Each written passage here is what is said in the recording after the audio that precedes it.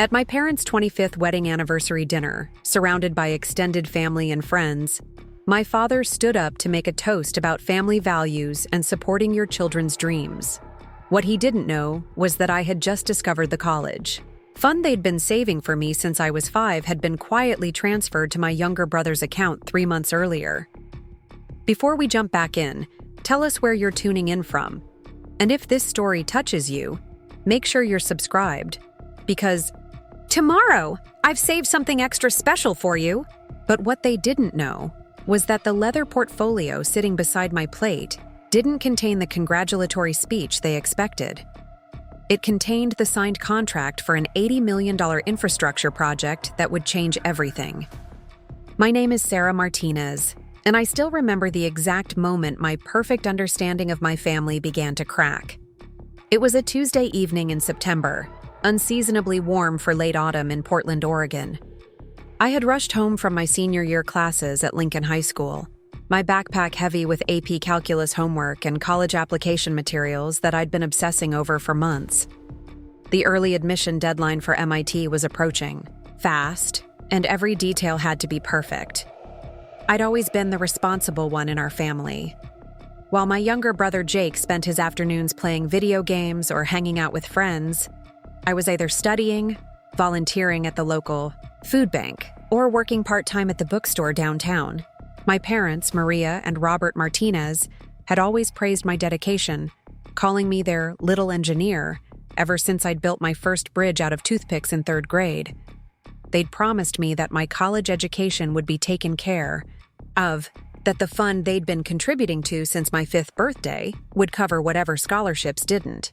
That Tuesday, I bounded up the front steps of our modest 2-story house in the Hawthorne district, my mind already racing through the financial aid calculations I needed to complete.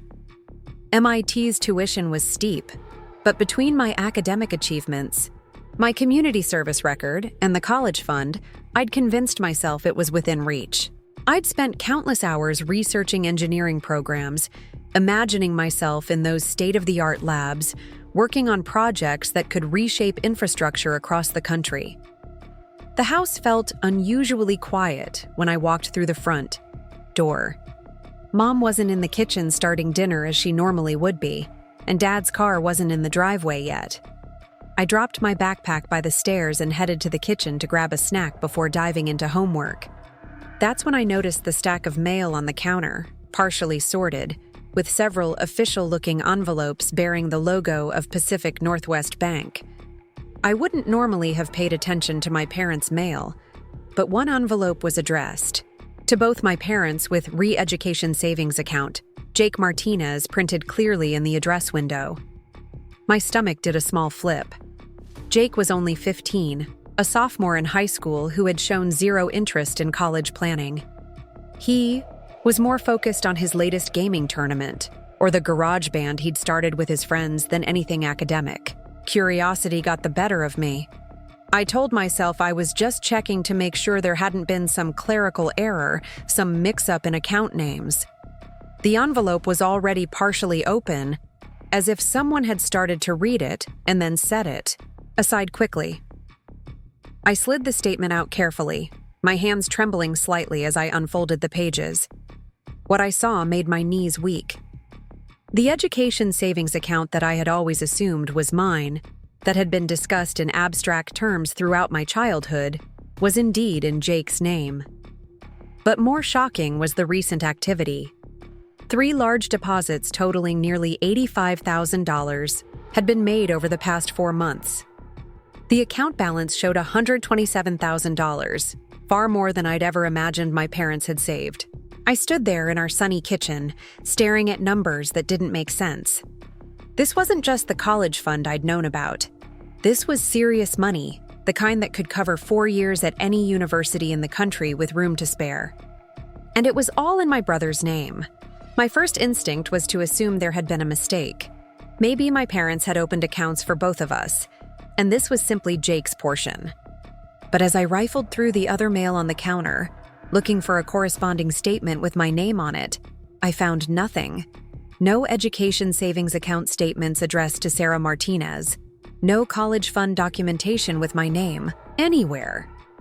The sound of Jake's key in the front door made me quickly fold the statement and slide it back into its envelope, positioning it exactly as I'd found it.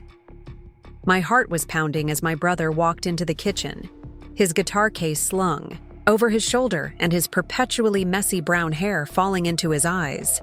"Hey, Sarah," he said with his usual casual grin, grabbing an apple from the fruit bowl. "Mom said dinner's gonna be late tonight. Dad's working on some big presentation." I studied his face, searching for any sign that he knew about the account, any indication that he was aware of the massive sum sitting in his name. But Jake seemed completely oblivious, chatting about his day and the new song his band was working on. Either he was an incredible actor, or he genuinely had no idea that he was sitting on a six-figure college fund. That evening, I couldn't concentrate on my calculus homework. The derivatives and integrals that normally came so easily to me seemed incomprehensible as my mind raced through possible explanations. Maybe my parents had decided to consolidate everything into one account for simplicity. Maybe they planned to divide it equally when the time came. Maybe there was a perfectly reasonable explanation that I was missing. But deep down, a cold certainty was settling in my chest. I thought about all the conversations over the years, all the times my parents had emphasized the importance of Jake finding his passion, of not pressuring him academically because he learns differently. I remembered my mother's gentle suggestions that I consider state schools over prestigious private universities. Her comments about how debt wasn't necessarily a bad thing for young people, how it built character. Meanwhile, Jake had never shown the slightest interest in higher education. He talked vaguely about maybe taking a gap year after high school, possibly trying to make it as a musician, or maybe learning a trade. The idea that he might need $127,000 for college seemed absurd. When my parents came home that night, I watched them carefully during dinner, looking for any tells, any signs of guilt or discomfort. But they seemed perfectly normal, asking about my day, reminding me about the upcoming college application, deadlines, expressing their usual pride in my academic achievements. "Sarah's been working so hard on her MIT application," Mom said to Dad as she passed the salad. "She's going to get in for sure." "MIT's expensive, though," Dad replied, cutting his chicken with deliberate precision. Preparing and narrating this story took us a lot of time, so if you are enjoying it, subscribe to our channel. It means a lot to us. Now back to the story. "Even with scholarships, it's going to be a stretch. Maybe you should consider some backup options, sweetheart." The casual way he said it, the suggestion that money might be tight, made my stomach turn. I excused myself early, claiming I had too much homework to finish, and spent the rest of the evening staring at my college application materials, wondering if I was chasing an impossible dream. Over the next few days, I became hyper-aware of every conversation about money, every comment about college costs, every interaction between my parents and Jake. I noticed things I'd somehow missed before. The way they never asked Jake about his grades or his plans for the future. The way they'd recently bought him an expensive new guitar without any occasion to justify it. The way they seemed to light up when he showed the slightest interest in anything remotely academic. It was as if they were investing in Jake's potential while taking my achievements for granted. I'd been the reliable one for so long that perhaps they'd stopped seeing my dreams as requiring their support. I was expected to succeed through my own merit, while Jake's success needed to be cultivated and funded. The thought made me feel sick, and angry and confused all at once. I'd spent my entire high school career working toward this moment, sacrificing social activities and free time to maintain my GPA and build the kind of resume that would get me into a top engineering program. I'd assumed my parents supported these goals, that they understood the financial investment required to make them reality. A week after discovering the bank statement, I decided I needed more information. I couldn't confront my parents without being completely certain of the situation, and I couldn't focus on my applications while this uncertainty hung over everything. I waited until both my parents were at work and Jake was at band practice, then carefully searched through their home office. I found 3 years' worth of financial documents in my father's filing cabinet, organized with the methodical precision he brought to his accounting work. The education savings account statements told a clear story. The account had been opened in Jake's name when he was 12, shortly after I'd started high school. Initial deposits were modest, but they'd increased significantly over the past 2 years. More damning was a folder labeled College Planning that contained printed articles about the rising costs of higher education, statistics about student, loan debt, and several handwritten notes in my mother's careful script. One note, dated 6 months earlier, stopped me cold. Jake will need more support to succeed in college. Sarah has always been self-sufficient. Focus resources where they're most needed. The clinical assessment of my independence, the casual dismissal of my financial needs, felt like a physical blow.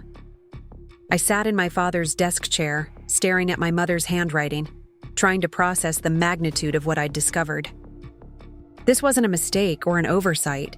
This was a deliberate choice, a strategic decision to invest in Jake's future while leaving me to figure out my own.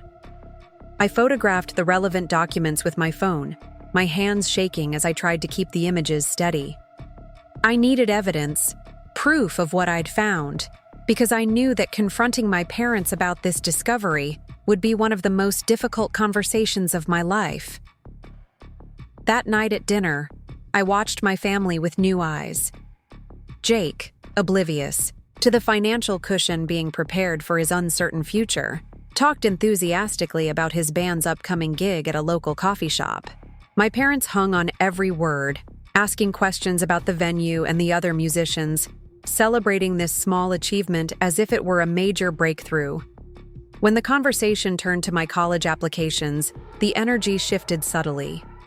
They were supportive, of course, but in a distant, abstract way. They asked about deadlines and requirements, but not about my dreams or my specific plans. It was as if my future was a foregone conclusion, a path I would navigate successfully without their active involvement. "Have you looked into work-study programs?" Dad asked as I mentioned needing to finalize my financial aid applications. "MIT probably has great opportunities for students to earn money while they study." The suggestion that I should expect to work throughout college while Jake's education would apparently be fully funded made my chest tight with anger.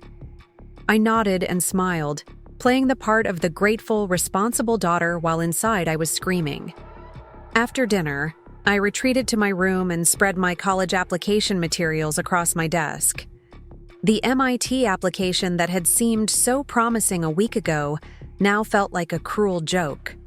How could I commit to a school that would leave me drowning, in debt when my brother was sitting on a 6-figure education fund?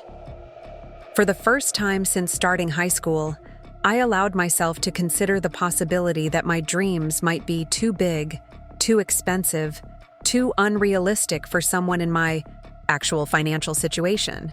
The state schools my mother had suggested looked more practical suddenly, their lower costs and in-state tuition rates making them seem like the responsible choice. But even as I researched more affordable options, anger burned steadily in my chest. It wasn't just about the money, although that was certainly part of it. It was about the fundamental unfairness of the situation, the way my parents had quietly redistributed opportunities based on their perception of who needed more help, rather than who had earned more support. I'd spent 4 years working toward academic excellence, assuming that my efforts would be rewarded and supported. Instead, I discovered that my achievements had actually worked against me, making my parents believe I didn't need their help while Jake's mediocrity made him deserving of their investment.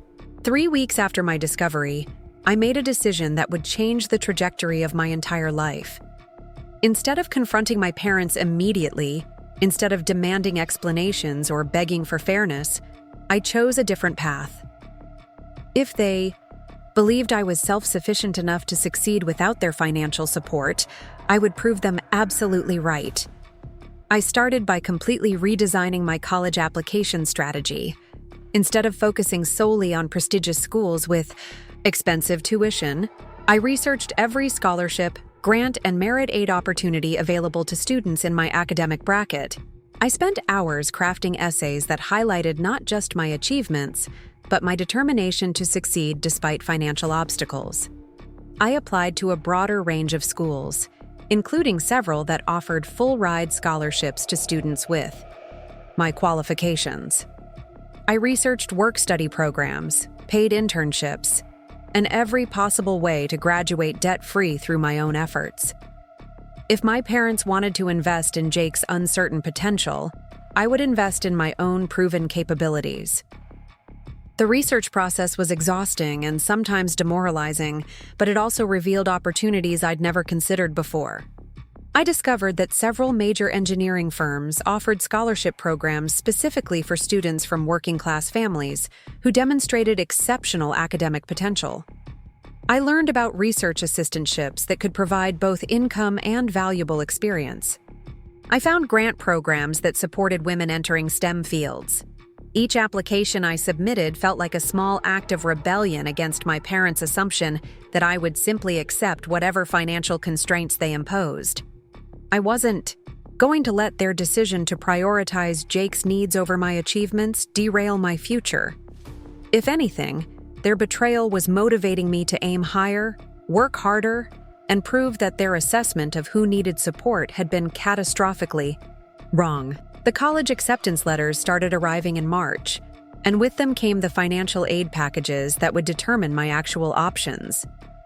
Every day after school, I would check the mail before my parents got home, opening each envelope with a mixture of hope and anxiety.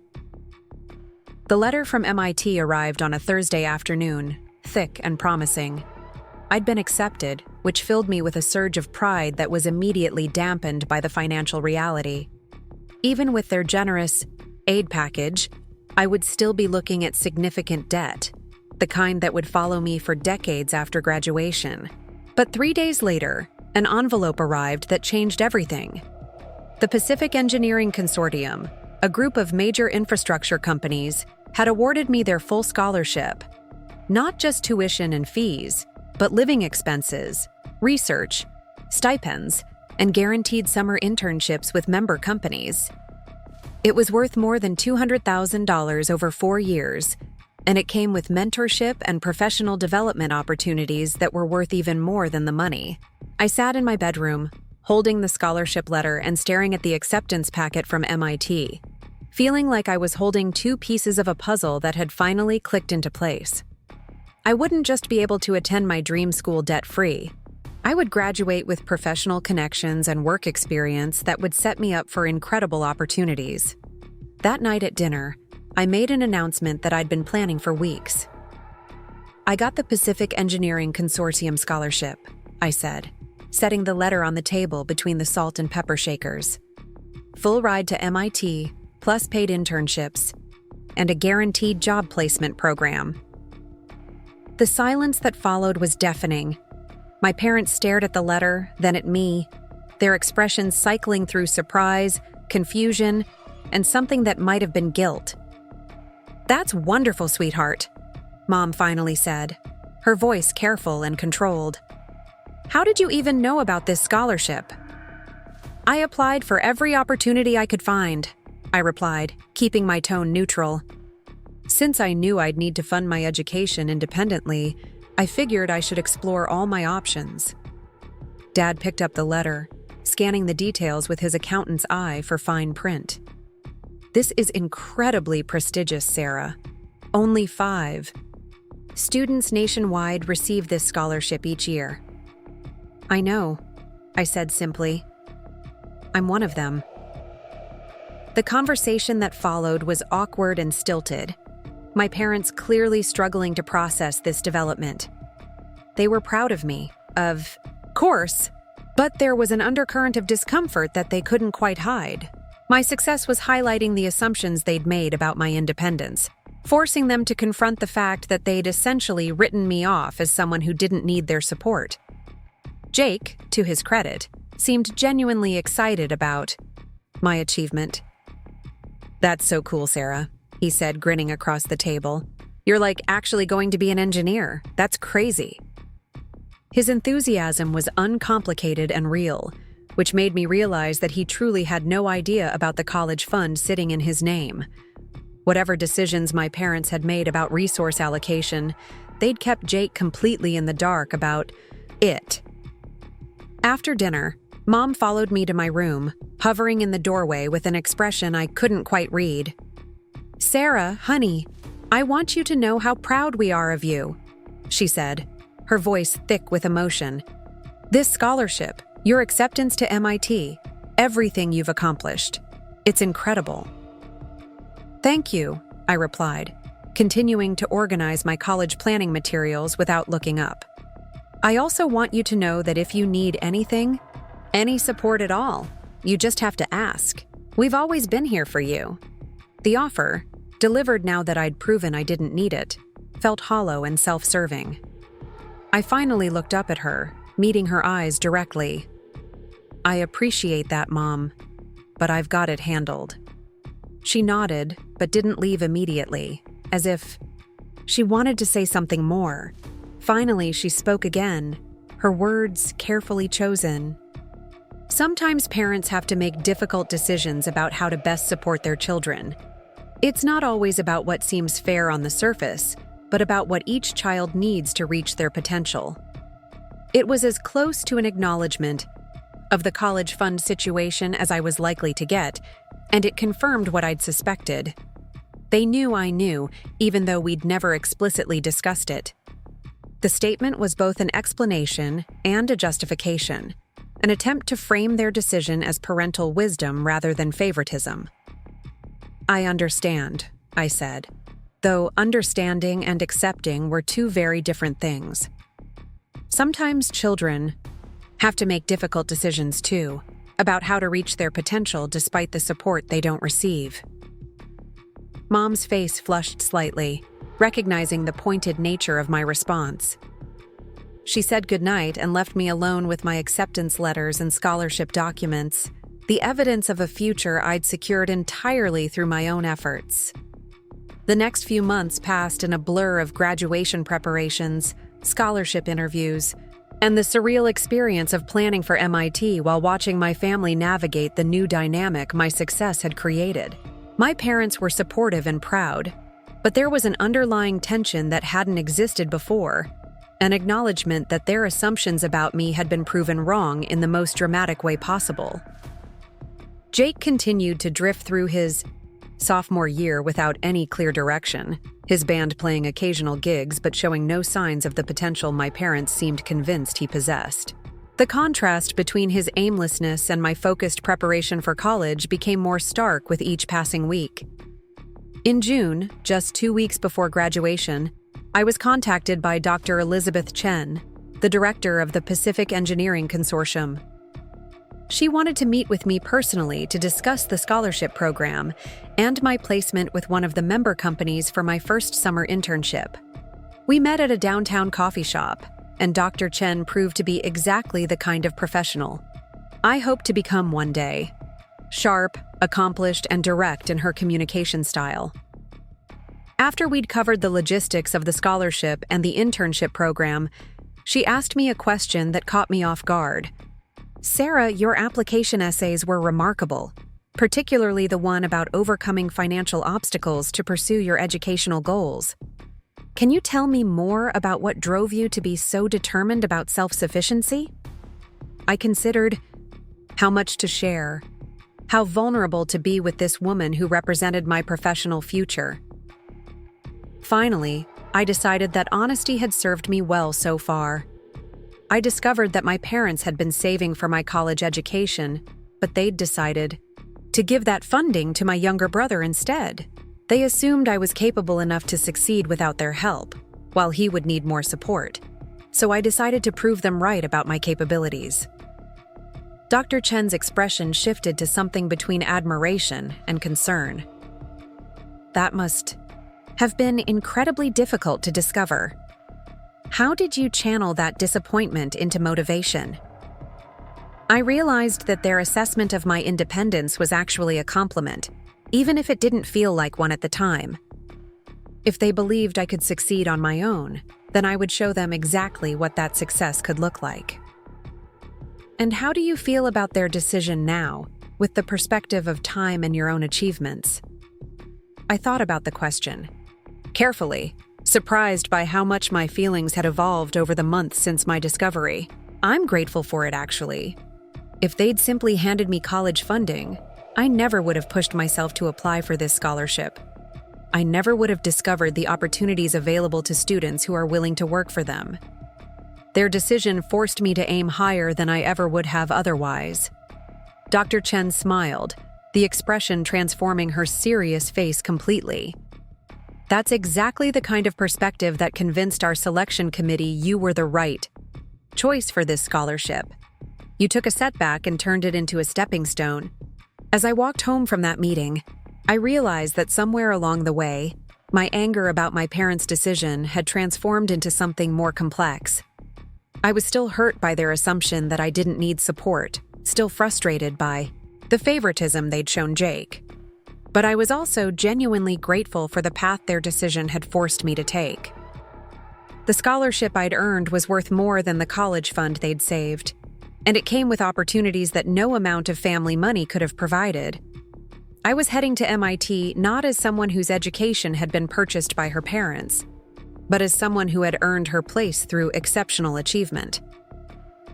Graduation day arrived with all the usual ceremony and emotion, but for me it felt like the conclusion of one story and the beginning of another. As I walked across the stage to receive my diploma, I saw my parents in the audience, beaming with pride, and I felt a complex mixture of love, forgiveness, and determination. They had shaped my path, but not in the way they'd intended. Their decision to prioritize Jake's needs over my achievements had accidentally given me the greatest gift possible: the absolute certainty that I could succeed on my own terms without compromise or accommodation. As I posed for pictures after the ceremony, the leather portfolio containing my MIT acceptance letters and scholarship documents tucked under my arm, I thought about the anniversary dinner still to come. My parents were planning a celebration of their 25th wedding anniversary, complete with speeches about family values and supporting your children's dreams. I had my own speech prepared, one that would acknowledge everything they'd given me, including the challenges they probably never intended to provide. But first, I had a summer internship to complete, and the first steps of a career to begin. The real story was just getting started. The summer internship with Morrison Engineering began 3 days after graduation, and walking into their downtown Portland office felt like stepping into a different version of my future. The building was all glass and steel, with floor-to-ceiling windows that offered panoramic views of the Willamette River. I'd visited once before for my interview, but now, carrying my new employee badge and a leather briefcase my grandmother had given me as a graduation gift, the space felt both intimidating and exhilarating. My supervisor, David Kumar, was a project manager in his early 30s who had graduated from the Pacific Engineering Consortium program 5 years earlier. He had the focused intensity of someone who genuinely loved solving complex problems. And during our first meeting, he outlined the summer project that would consume the next 3 months of my life. "We're bidding on a major infrastructure contract," he explained, pulling up detailed blueprints on his computer screen. "The Columbia River Bridge Replacement Project. It's an $80 million job that could establish Morrison as a major player in regional transportation infrastructure." I stared at the technical drawings, trying to process the scale of what he was describing. The existing bridge was nearly a century old, a graceful steel structure that had served the region well, but was now beyond practical repair. The replacement would need to handle modern traffic loads while maintaining the historical character of the surrounding area. "Your job this summer is to assist with the preliminary engineering assessments," David continued. "Soil analysis, traffic flow studies, environmental impact calculations. It's detail work, but it's the foundation everything else builds on." The irony wasn't lost on me.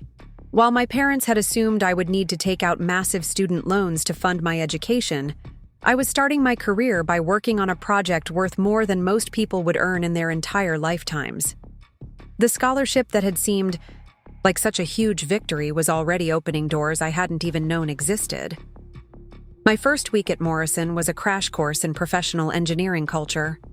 I learned to navigate the complex hierarchy of project teams, understanding who made decisions and who simply implemented them. I discovered that being the youngest person in every meeting meant I needed to prove my competence quickly and definitively. Most importantly, I realized that my academic achievements, impressive as they were, represented only the beginning of what I needed to master. The bridge project was already 2 years in the planning stages, with environmental studies and community impact assessments completed by teams of specialists. My role was to verify calculations, cross-reference data, and identify any inconsistencies that might impact the final proposal. It was meticulous work that required absolute precision, the why kind of attention to detail that had always come naturally to me. During my second week, while reviewing traffic flow projections, I discovered a discrepancy in the peak usage calculations. The numbers from the State Transportation Department didn't align with the observational data collected by Morrison's own team. It was a small difference, less than 5%. But in a project of this magnitude, even small errors could cascade into significant problems. I spent 3 days double-checking my work, running the calculations from multiple angles, consulting historical data and trend projections. When I was absolutely certain of my findings, I prepared a detailed report and requested a meeting with David. "You're sure about this?" he asked, reviewing my documentation with the careful attention I'd learned to expect from experienced engineers. "Completely sure," I replied, though my heart was racing. This was my first significant contribution to the project, and if I was wrong, it could undermine my credibility for the remainder of the internship. David studied the numbers for several more minutes, then looked up with an expression I couldn't quite read. "Sarah, this is excellent work. If we'd submitted the original calculations, we could have faced serious problems during the implementation phase." The validation felt incredible, but more importantly, it confirmed something I'd suspected about myself. I wasn't just academically capable. I had the practical instincts necessary for real-world engineering challenges. The theoretical knowledge I'd mastered in high school translated effectively to professional applications. Word of my discovery spread through the office quickly, and by the end of the week, I was invited to participate in higher-level project meetings. Instead of simply verifying others' work, I was contributing to discussions about design alternatives and implementation strategies. The senior engineers treated me with a respect that had nothing to do with my age or experience level, and everything to do with the quality of my contributions. 3 weeks into the internship, I received a call from my mother. She'd been checking in regularly since graduation, and while our conversations were friendly, there was still an underlying awkwardness that neither of us seemed willing to address directly.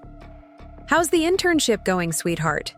she asked, her voice carrying the familiar mixture of pride and concern that had characterized our relationship for months.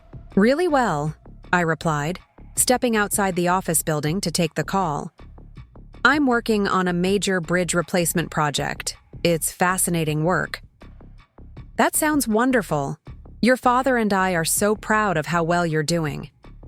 There was a pause, and I could sense she wanted to say something more. Finally, she continued with careful deliberation. "Sarah, I've been thinking about our conversation after graduation, about the things we discussed regarding family support and difficult decisions." I felt my stomach tighten slightly.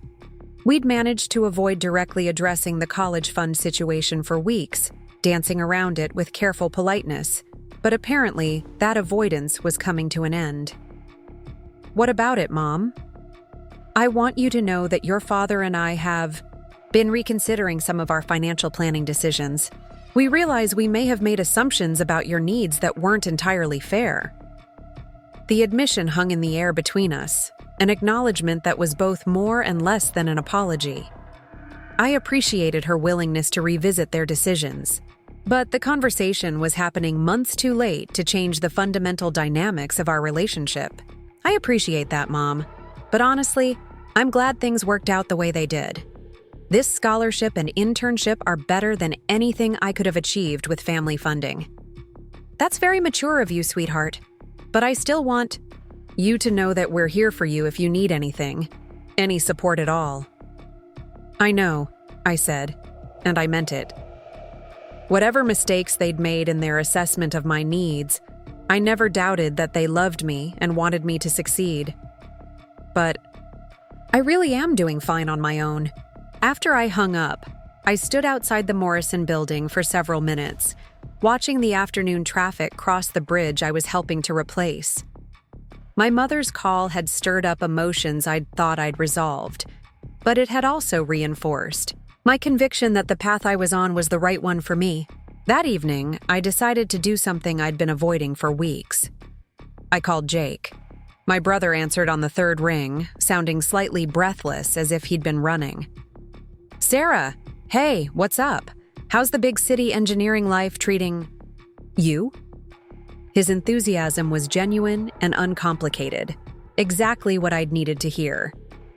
Jake had always been supportive of my achievements, even when he didn't fully understand them, and talking to him reminded me why I'd missed his easy companionship. It's good, Jake. Really good. How's your summer going?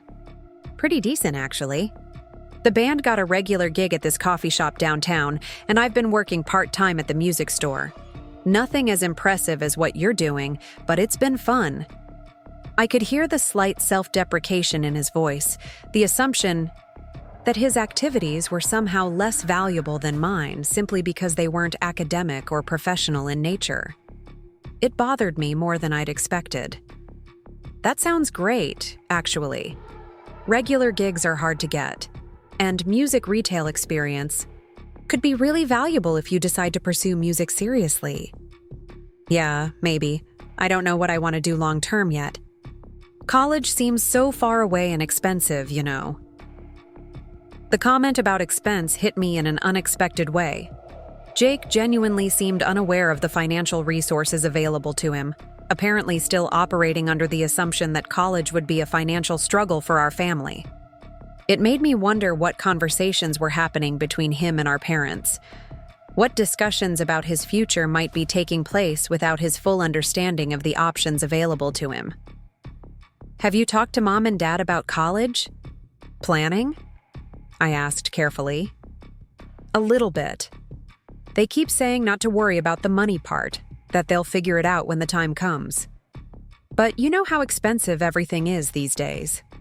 His response confirmed my suspicion that he remained completely unaware of the substantial college fund sitting in his name. Our parents had made their financial decisions without involving either of us in the conversations, leaving both Jake and me to navigate our futures based on incomplete information. Jake, can I give you some advice? Sure, shoot. Start researching your options now, even if college feels far away. There are scholarships and programs available that most people never even know about. I found opportunities I never would have discovered if I hadn't started looking early. That's a good idea. Maybe you could help me figure out where to start looking. The request caught me off guard, but it also filled me with unexpected warmth. Despite everything that had happened with our parents' financial decisions, Jake and I could still support each other in ways that had nothing to do with money or favoritism. Of course, I'd be happy to help. We talked for another 20 minutes about his interests, his academic strengths, and the kinds of programs that might appeal to him. By the end of the conversation, I'd promised to send him a list of resources and scholarship databases to explore. It felt good to be able to offer him the kind of guidance I'd had to figure out entirely on my own. The next month at Morrison flew by in a blur of technical challenges and professional development. The bridge project was moving toward the final proposal phase, and I found myself increasingly involved in high-level planning discussions. My contributions were no longer limited to data verification. I was participating in design decisions that would affect the final structure. During the fourth week of July, David called me into his office for what I assumed would be a routine progress check. Instead, he had news that would fundamentally alter my understanding of my role at the company. "Sarah, I've been discussing your performance with the senior partners, and we'd like to offer you an extended position with Morrison." I stared at him, not immediately processing what he was saying. "Extended how?" "We want you to continue working with us part-time during your freshman year at MIT and full-time during breaks and summers. You'd remain on the Bridge project team, and you'd have the opportunity to see the entire implementation process through to completion." The offer was far beyond anything I'd imagined possible. Most interns completed their summer assignments and returned to school with little more than a line on their resume and some professional references. David was proposing ongoing involvement in a major infrastructure project that could span several years. "The Bridge contract is expected to be awarded in October," he continued. "If Morrison wins the bid, which we're increasingly confident we will, construction would begin next spring. You'd be part of the team overseeing the entire process, from groundbreaking to ribbon cutting." I tried to calculate what this opportunity might mean for my long-term career prospects. Working on a major infrastructure project as an undergraduate would provide experience that most engineers didn't gain until years after graduation. The professional connections alone would be invaluable. "What would my responsibilities be during the school year?" I asked, trying to sound professional despite my excitement. "Remote consulting mostly, with occasional weekend site visits when your academic schedule permits. The real work would happen during breaks and summers, but you'd stay connected to the project's progress throughout." "I'm very interested," I said, though I was still processing the implications. "What would I need to do to formalize this arrangement?" David smiled, clearly pleased by my response. "We'll need to coordinate with MIT to ensure the work schedule doesn't interfere with your academic requirements. But that's usually straightforward with students in the Pacific Engineering Consortium program. MIT actually encourages this kind of real-world experience." That evening, I called Dr. Chen to discuss the Morrison offer and its compatibility with my scholarship requirements. Her response was even more enthusiastic than I'd expected.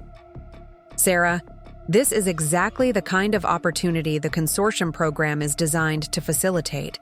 You're getting hands-on experience with infrastructure projects that will inform your academic work and accelerate your professional development. So there's no conflict with maintaining the scholarship?" "None whatsoever. In fact, your ongoing involvement with Morrison will strengthen your position within the consortium. The other member companies will be very interested in your experiences with the Bridge project." After hanging up with Dr. Chen, I sat in my small studio apartment and tried to process how dramatically my life had changed in just a few months. 6 months ago, I'd been a high school senior worried about college funding and wondering if my dreams were too expensive to pursue. Now, I was being offered the chance to work on an $80 million infrastructure project while completing my undergraduate degree at one of the world's most prestigious engineering programs. The transformation felt almost surreal, but it was grounded in concrete achievements and recognized competence. I hadn't stumbled into these opportunities through luck or connections. I'd earned them through consistent performance and demonstrated capability. The self-sufficiency my parents had assumed I possessed was proving to be not just accurate, but dramatically understated. 2 weeks before I was scheduled to leave for MIT, I received an unexpected call from Morrison's senior partner, Margaret Thompson. She wanted to meet with me personally to discuss the Bridge project and my role moving forward. Margaret Thompson's office occupied the entire top floor of the Morrison building, with panoramic views of the city and the river. She was a woman in her late 50s who had built Morrison from a small civil engineering firm into one of the most respected infrastructure companies in the Pacific Northwest.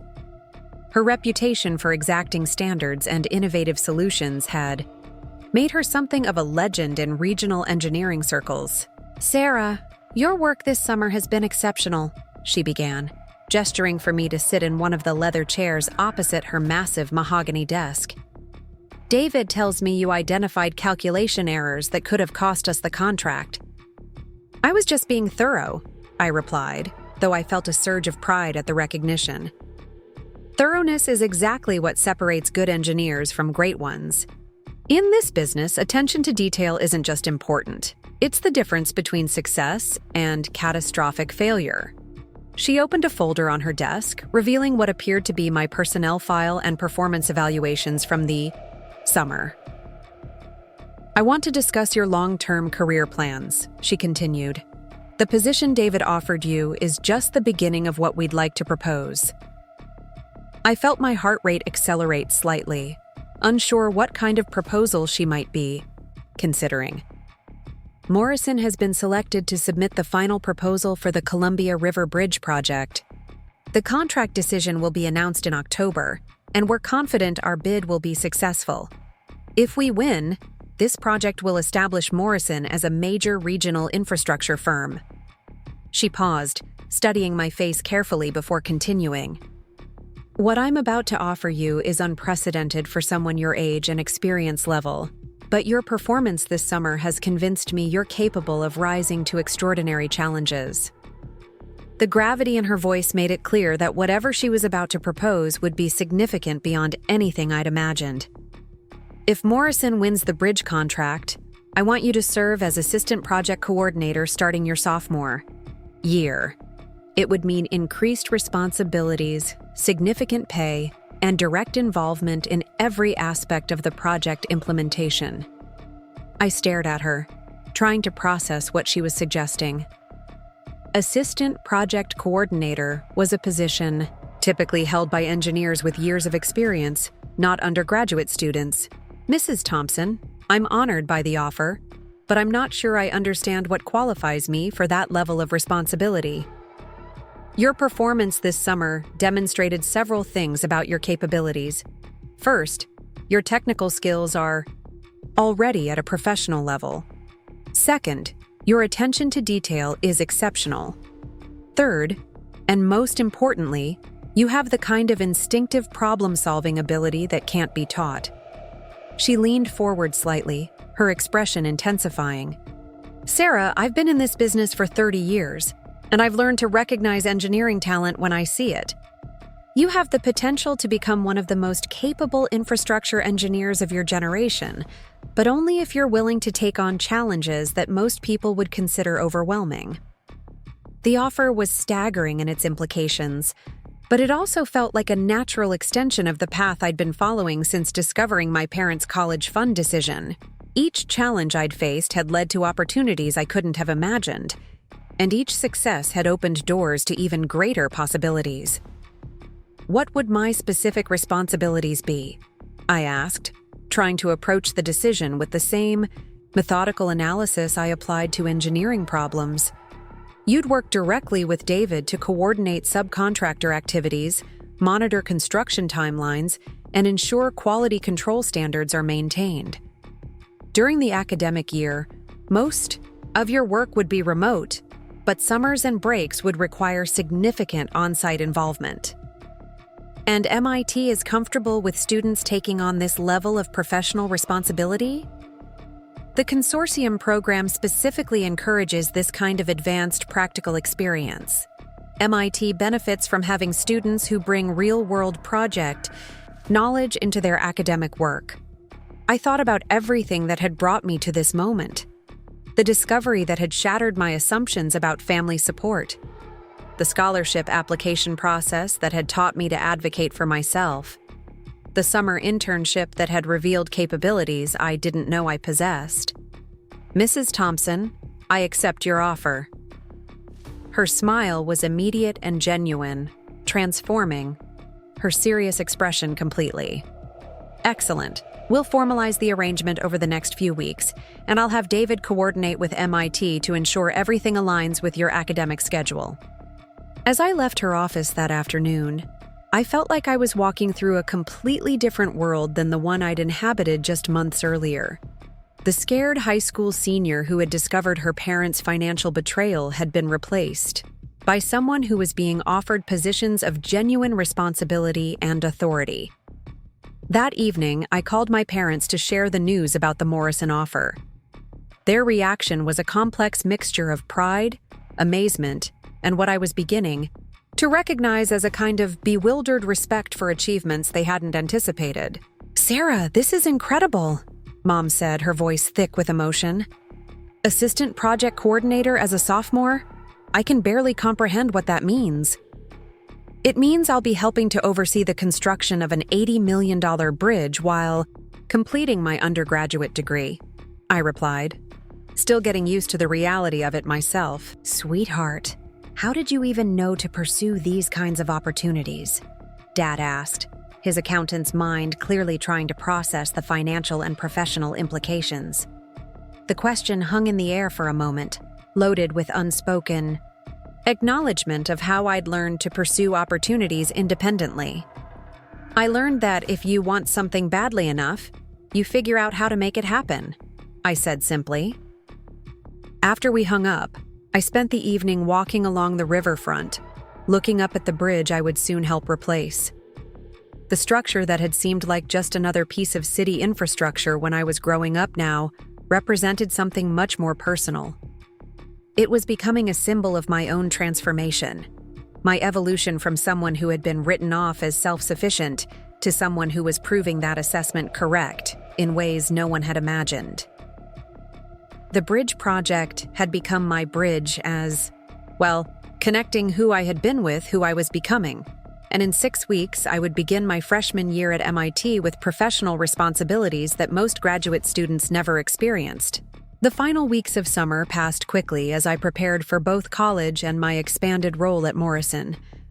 I spent hours reviewing project documentation, learning construction management software, and studying the regulatory requirements that would govern the bridge construction process. The technical complexity was challenging, but it was exactly the kind of intellectual puzzle I'd always enjoyed solving.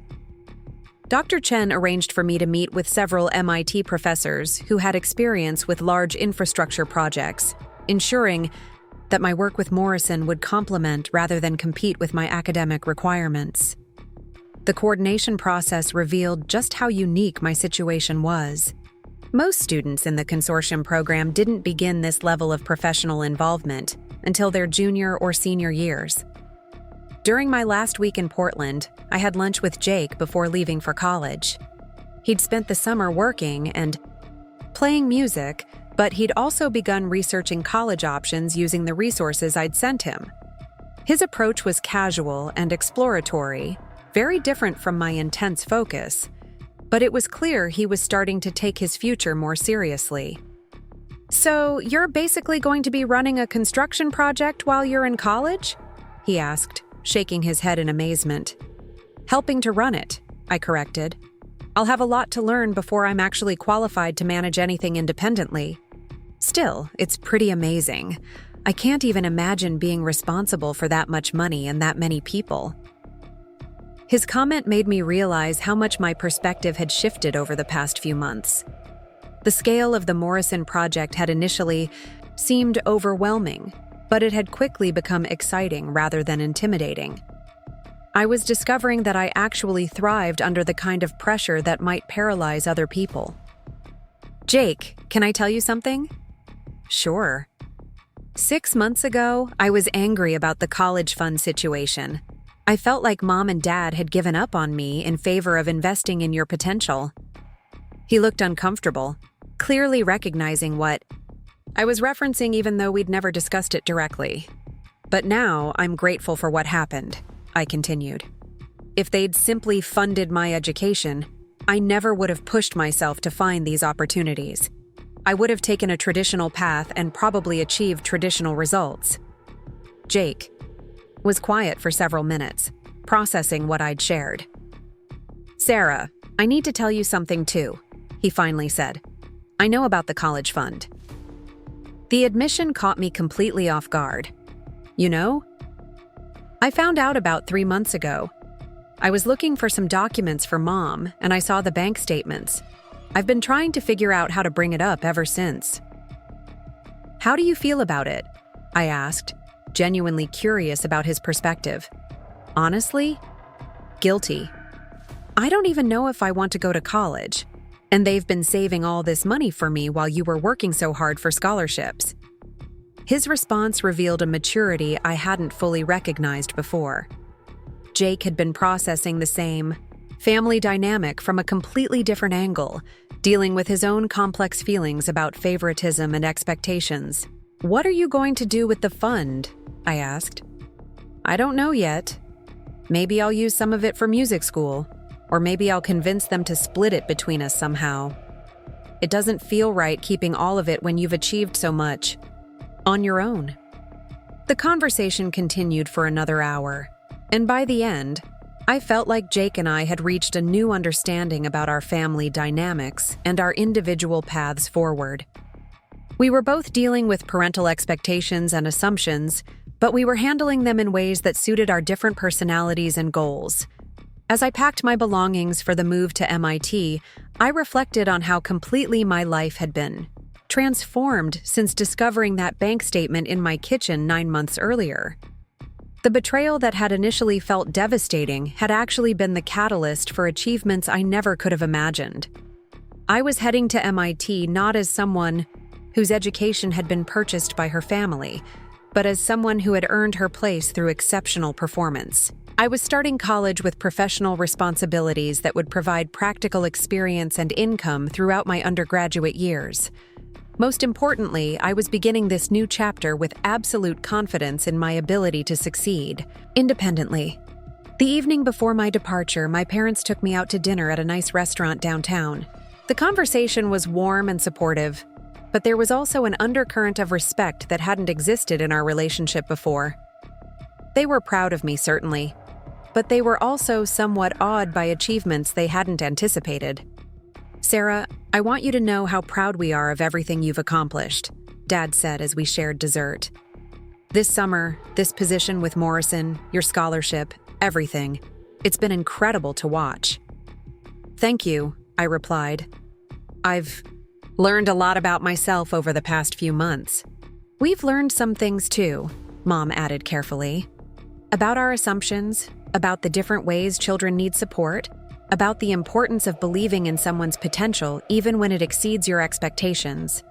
It was as close to an apology as they were likely to offer, and it was enough.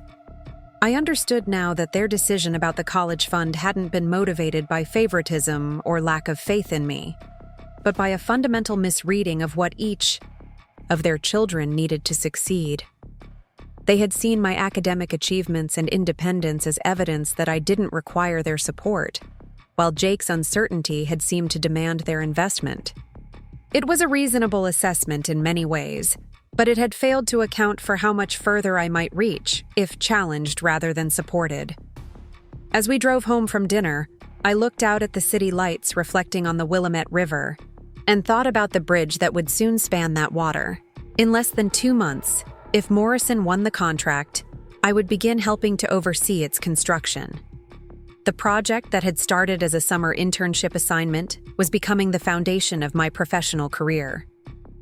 The next morning, my parents drove me to the airport for my flight to Boston. The goodbye was emotional but optimistic, filled with plans for phone calls and holiday visits. As I walked through the security checkpoint with my carry-on bag and laptop case, I felt like I was stepping through a portal into a completely different version of my life. The flight to Boston gave me time to process everything that had happened and everything that lay ahead. I was 18 years old, heading to one of the world's most prestigious universities with a full scholarship and a professional position that most graduate students would envy. I was financially independent, academically prepared, and professionally connected in ways that exceeded my most optimistic expectations from just a year earlier. Most importantly, I had learned something fundamental about myself and my capabilities. I thrived when challenged, performed best when the stakes were highest, and had reserves of determination and intelligence that I was only beginning to understand. The family situation that had initially felt like a betrayal had actually been a gift, forcing me to discover strengths I might never have known I possessed. As the plane began its descent into Logan Airport, I looked down at the city that would be my home for the next 4 years and felt a surge of excitement about the future I was building. MIT awaited, along with the Morrison Project, the bridge construction, and opportunities I couldn't yet imagine. The story that had begun with discovering a bank statement in my parents' kitchen was evolving into something much larger and more significant than family drama or financial favoritism. It was becoming the foundation of a career, the proof of capabilities that had been underestimated by everyone, including myself. And somewhere in Portland, construction crews were preparing sites and materials for an $80 million bridge project that I would help bring to life. The transformation was complete, but the real adventure was just beginning. My first semester at MIT was unlike anything I had imagined possible.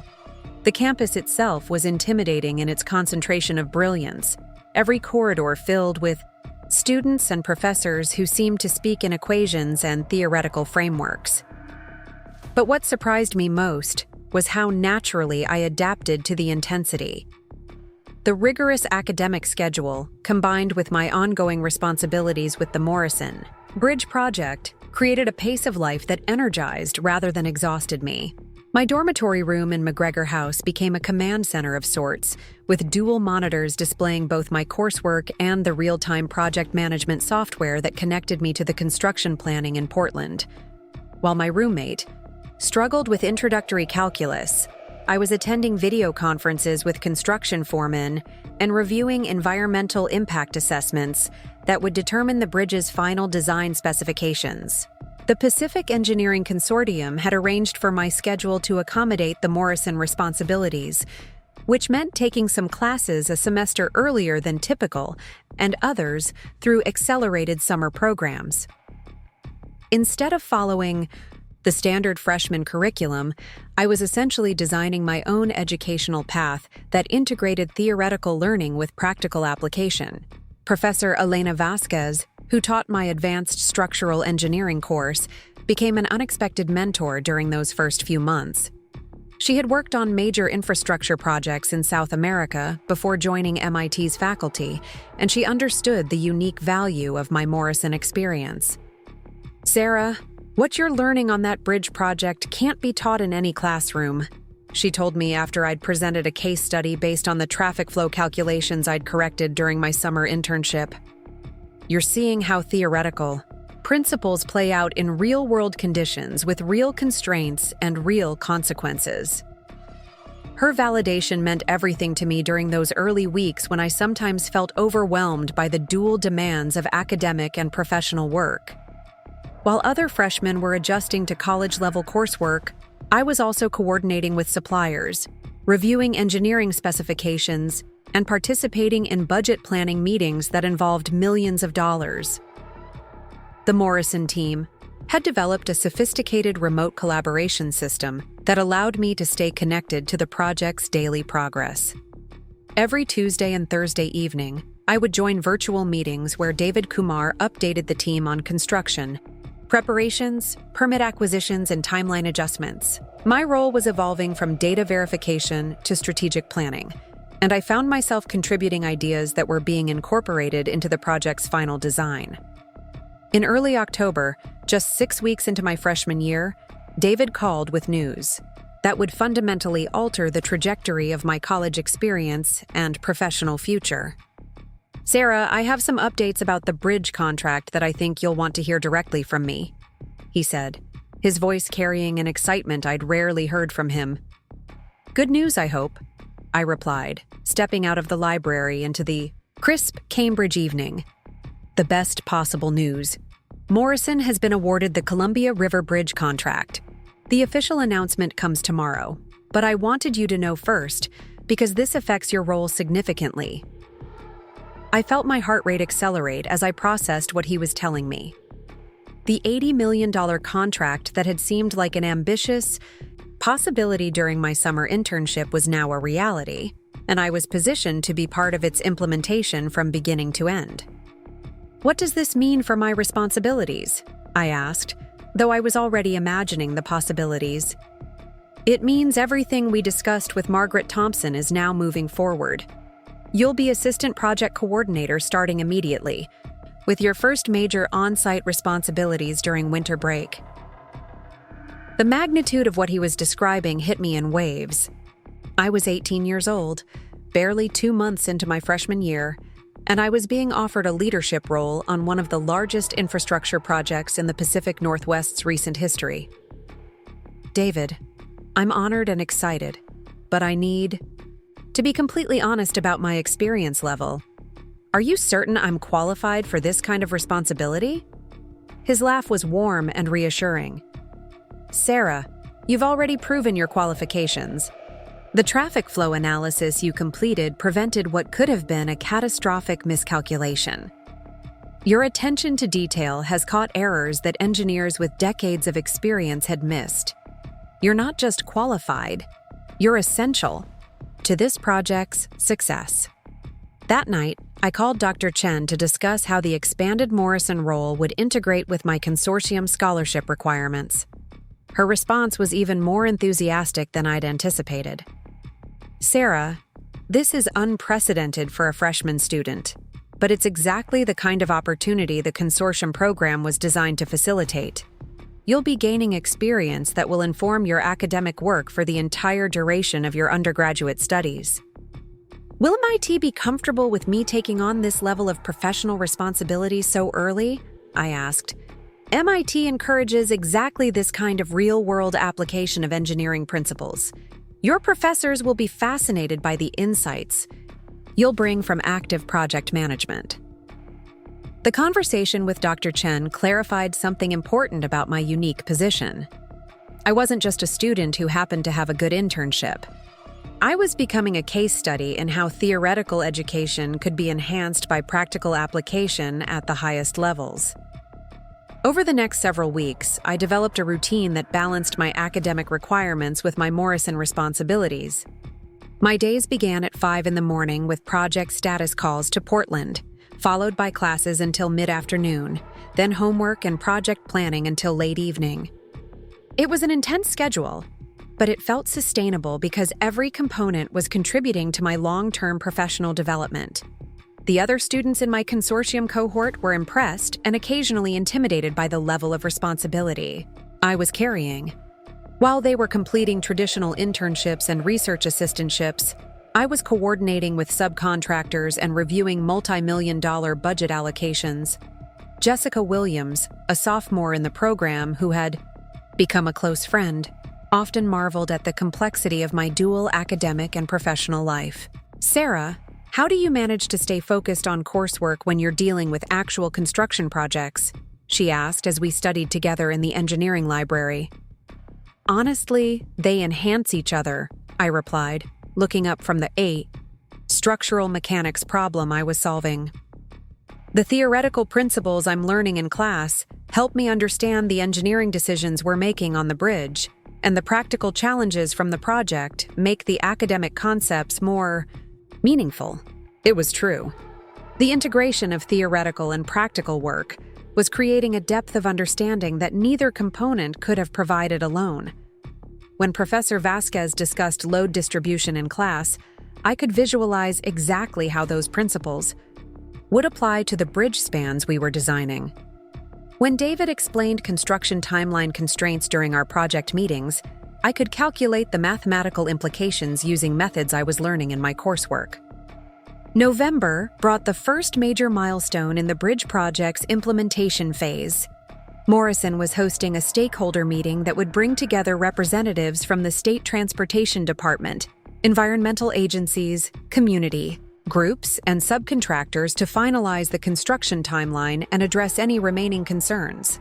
Margaret Thompson called to ask if I would be willing to participate in the meeting as Morrison's representative for the technical analysis components of the project.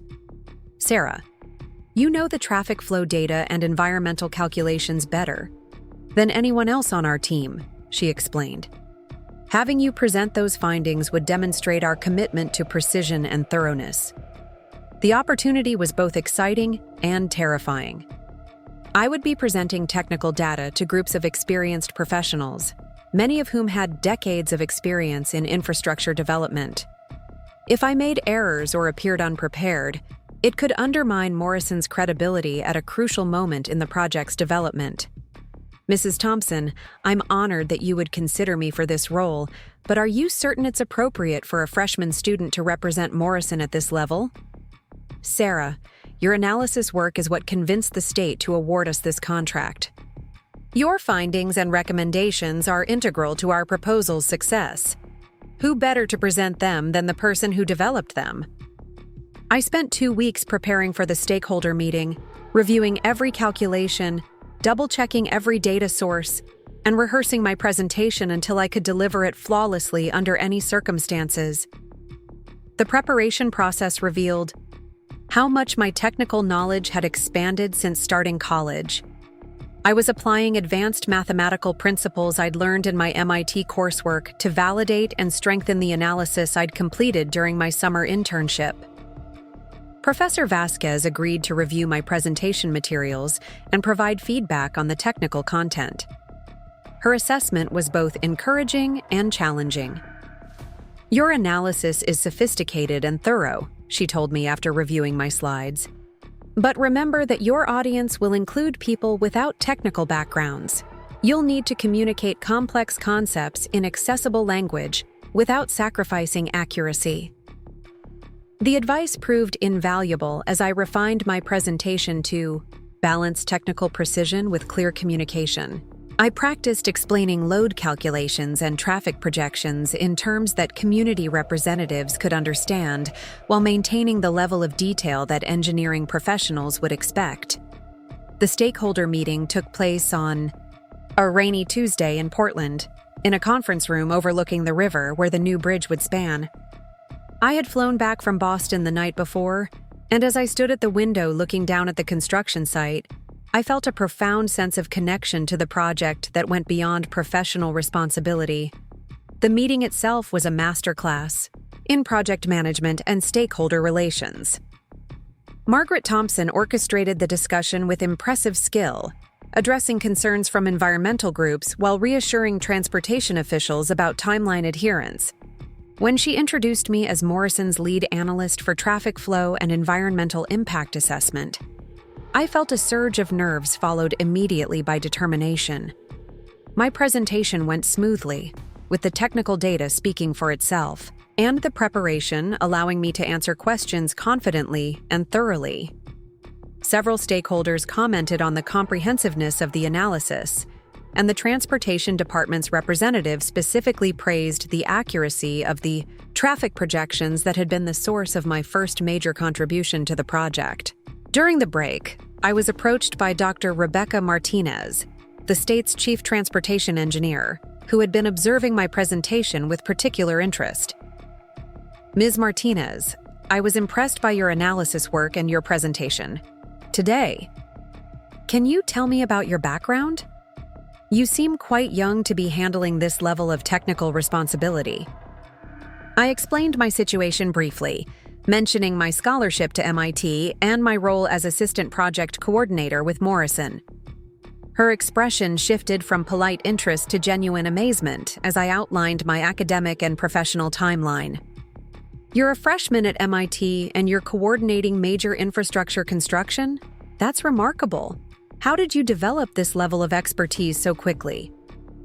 I think it's a combination of having excellent mentors at Morrison and being able to apply what I'm learning in my engineering courses directly to real-world challenges, I replied. The theoretical knowledge and practical application enhance each other. Dr. Martinez nodded thoughtfully.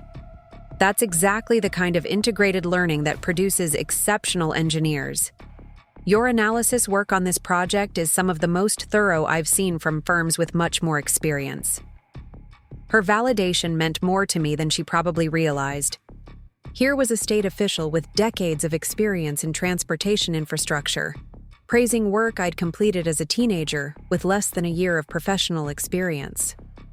The meeting concluded with approval for Morrison to proceed with the construction timeline as proposed, and several stakeholders specifically mentioned the quality of the technical analysis as a factor in their approval. As we gathered our materials and prepared to leave, Margaret Thompson pulled me aside. Sarah, Your presentation today was exceptional. You represented Morrison with exactly the kind of professionalism and expertise we need for a project of this magnitude. Thank you, Mrs. Thompson. I was nervous about being the youngest person in the room by several decades, but the data spoke for itself. That's exactly right. In engineering, competence matters more than age or experience level. Today you demonstrated that you have the technical skills and communication abilities necessary for senior-level project management. Flying back to Boston that evening, I reflected on how dramatically my role in the bridge project was expanding. I was no longer just a student with an impressive internship. I was becoming a legitimate member of the professional engineering community with responsibilities and recognition that far exceeded typical undergraduate experiences.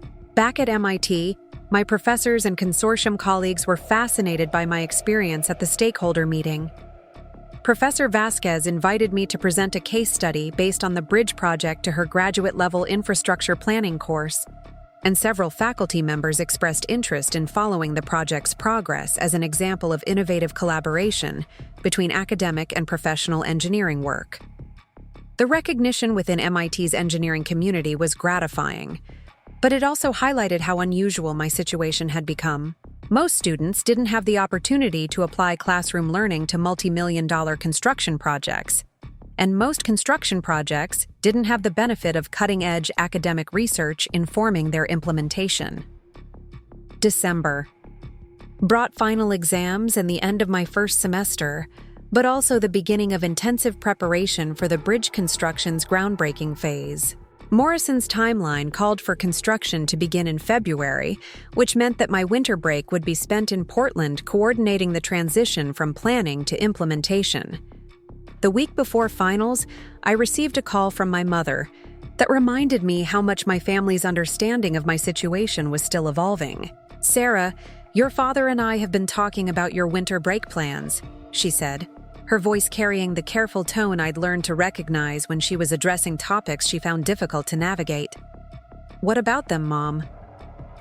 "We understand that you'll be working with Morrison during the break, but we were hoping you could also spend some time at home with the family. We've planned some special activities for the holidays." The request was reasonable and came from genuine affection, but it also revealed that my parents still didn't fully grasp the scope of my professional responsibilities. The bridge construction was entering its most critical phase, and my role as assistant project coordinator would require nearly full-time involvement during the break.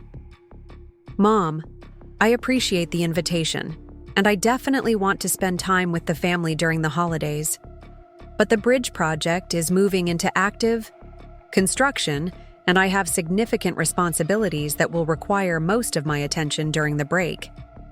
"Sweetheart, surely they don't expect you to work full-time during your college vacation. You're still a student." Her response highlighted the fundamental misunderstanding that continued to characterize my family's perception of my situation.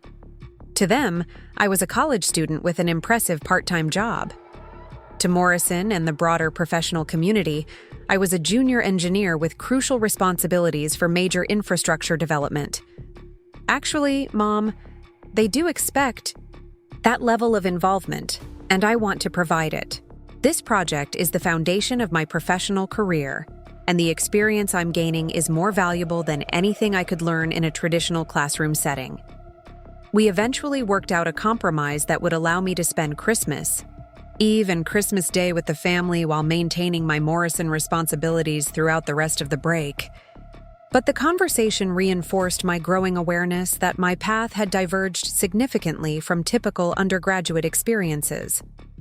The bridge project had become more than a job or even a career opportunity. It was becoming the central organizing principle of my professional identity. Everything else, including family relationships and social activities, was being evaluated in terms of how it supported or interfered with my engineering work. Finals week proceeded smoothly, with my grades reflecting the benefits of applying classroom learning to real-world challenges. My GPA was strong enough to maintain my scholarship requirements, but more importantly, I felt confident that I was developing the analytical and problem-solving skills necessary for advanced engineering work. During my last week in Cambridge, before winter break, I had a conversation with Dr. Chen that would prove crucial for the events that were about to unfold. "Sarah, I've been discussing your progress with the Consortium Advisory Board, and we're all impressed by what you've accomplished in your first semester," she told me as we met in her office overlooking the Charles River. "Thank you, Dr. Chen. It's been an incredible learning experience. We'd like to feature your Morrison project as a case study in our annual consortium report. Your integration of academic learning with professional responsibility represents exactly the kind of innovative education we're trying to promote." The idea of having my work highlighted in the consortium's official documentation was both flattering and slightly intimidating. The report was distributed to major engineering firms throughout the country and was often used to evaluate the effectiveness of different educational approaches. "What would that involve?" I asked. "We'd like to document the bridge project from start to finish, including your role in its development and implementation. It would mean additional interviews and progress reports, but it would also ensure that your achievements receive recognition at the national level." "I'm definitely interested, but I'd want to coordinate with Morrison to make sure they're comfortable with the additional documentation." "Of course." Margaret Thompson has already expressed enthusiasm for the project. She believes the consortium case study could help establish Morrison as a leader in innovative engineering education partnerships. The conversation with Dr. Chen added another layer of significance to the bridge project.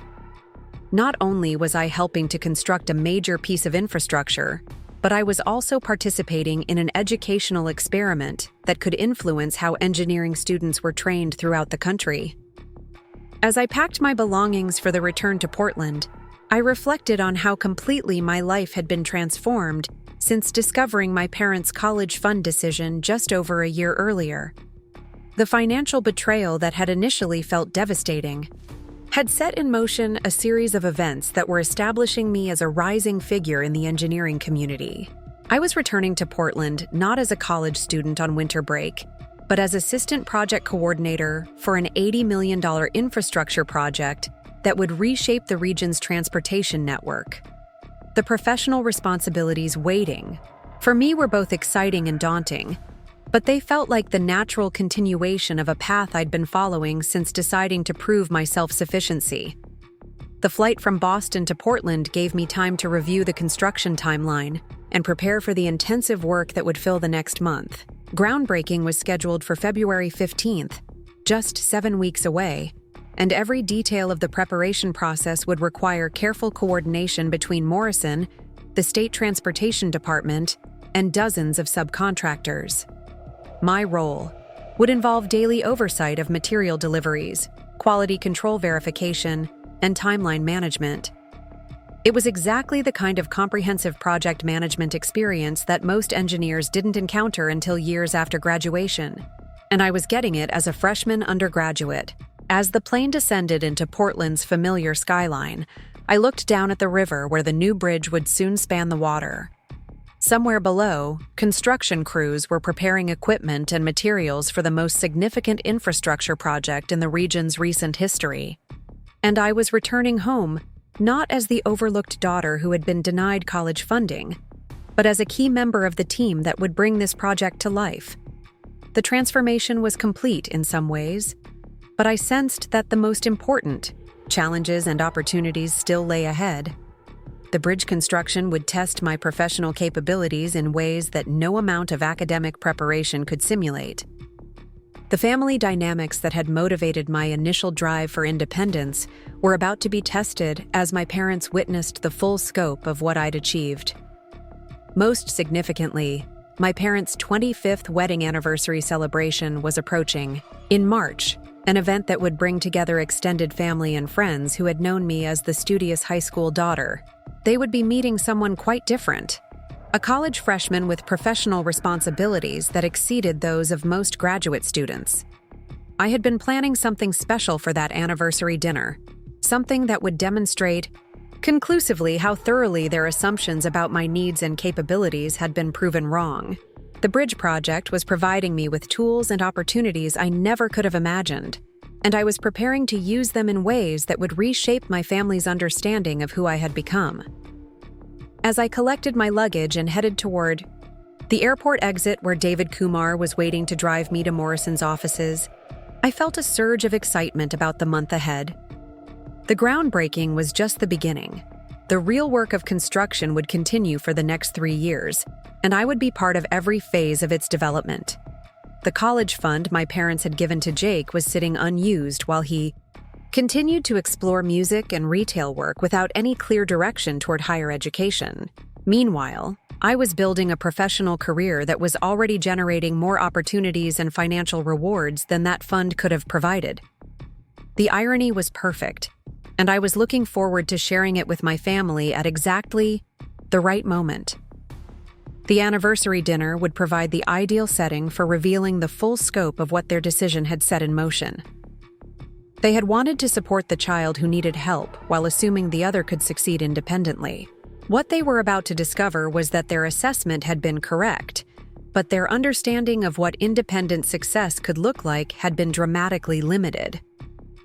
I wasn't just succeeding academically, I was becoming a leader in NI, one of the most challenging and respected professional fields in the country.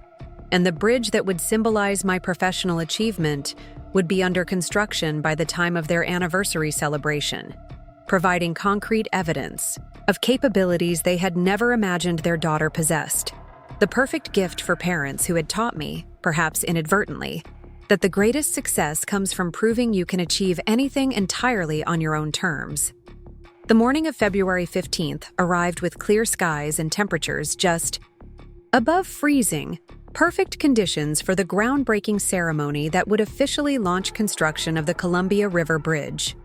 I stood at the edge of the construction site at dawn, watching the sunrise paint the river in shades of gold and amber, knowing that this moment represented far more than the beginning of a construction project.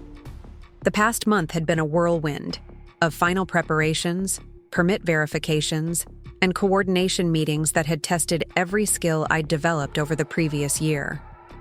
As assistant project coordinator, I'd been responsible for ensuring that dozens of subcontractors, material, suppliers, and regulatory agencies were synchronized for this launch. The complexity had been overwhelming at times, but it had also confirmed that I thrived under the kind of pressure that would paralyze most people my age. David Kumar arrived at the site carrying 2 cups of coffee and wearing the expression of quiet satisfaction I'd learned to associate with major project milestones. "Ready for the big day, Sarah?" he asked, handing me one of the cups and surveying the organized chaos of equipment and personnel surrounding us. "More than ready," I replied, taking a grateful sip of the coffee. "All the subcontractors are in position. The materials have been delivered on schedule, and the state inspectors completed their final approvals yesterday afternoon." "And the media coverage?" "Local news stations will be here for the ceremony, and the engineering trade publications are sending photographers. Margaret wants to make sure this project gets the visibility it deserves." The groundbreaking ceremony itself was a carefully orchestrated event designed to showcase Morrison's capabilities while acknowledging the various stakeholders who had made the project possible. State transportation officials, local politicians, community leaders, and Morrison's senior management would all participate in the symbolic first excavation. What made the day personally significant for me was the presence of Dr. Chen and several MIT faculty members who had flown to Portland specifically to witness the launch of what was being called the most innovative student-professional collaboration in recent engineering education history. The Pacific Engineering Consortium was documenting the entire process as a case study, and my role was being highlighted as an example of how theoretical education could be enhanced through high-level, practical application.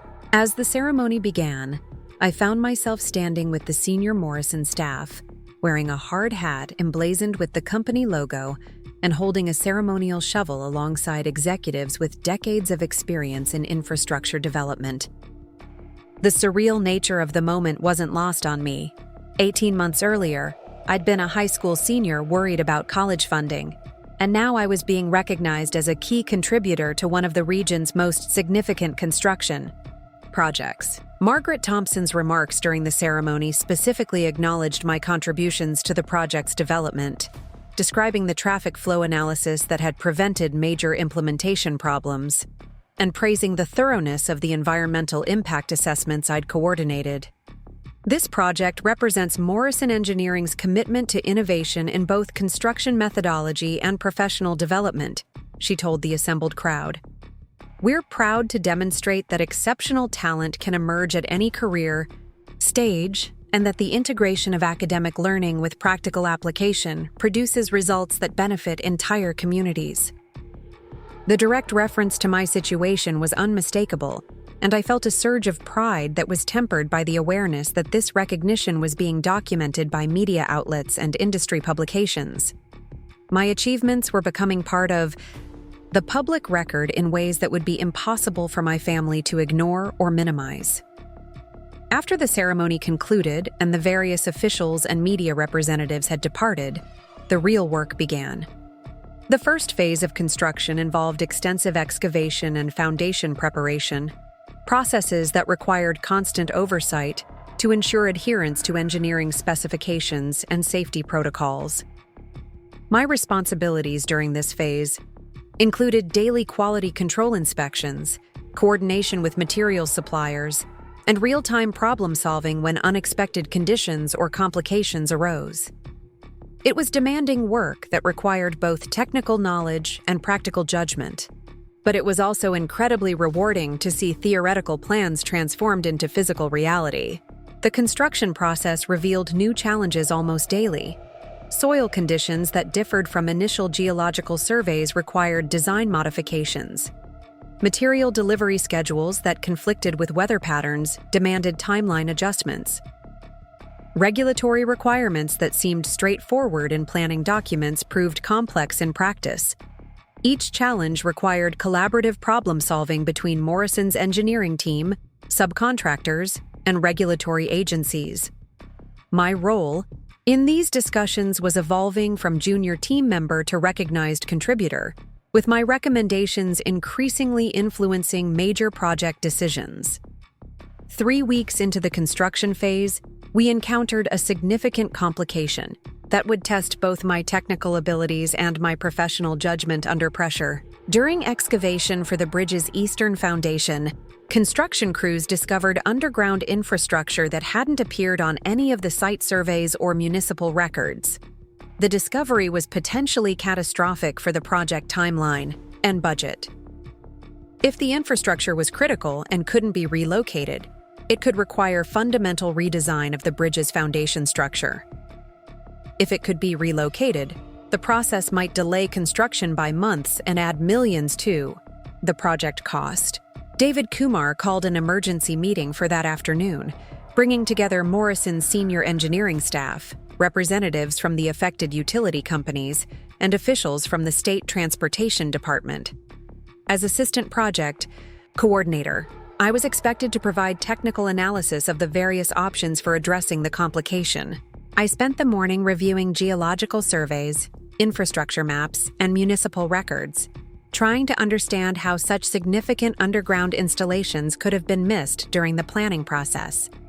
What I discovered was a series of small oversights and outdated documentation that had combined to create a major information gap.